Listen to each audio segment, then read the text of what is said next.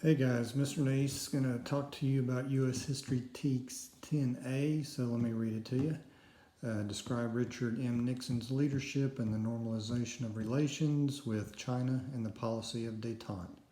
So, when Nixon was president, probably one of his crowning achievements, at least in foreign diplomacy, usually we know about Watergate, but in diplomacy he did something pretty special with China.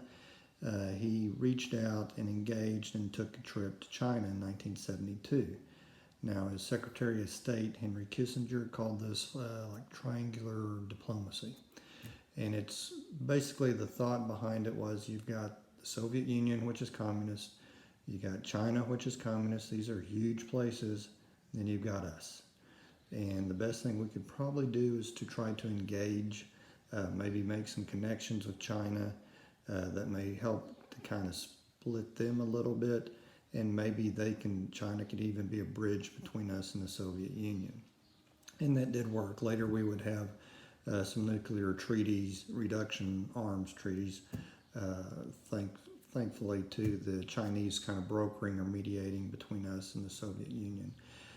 But this was a monumental trip, and this was the first time the U.S. sitting president went into China. And as we know today, our relationship with China is very, different probably from what I'm describing then. Most of the products and stuff that we had prior to then were made in the United States. Now most of the stuff we get is made in China. So our relationship has definitely changed, but that can go right back to Nixon and this time in the early 70s with détente.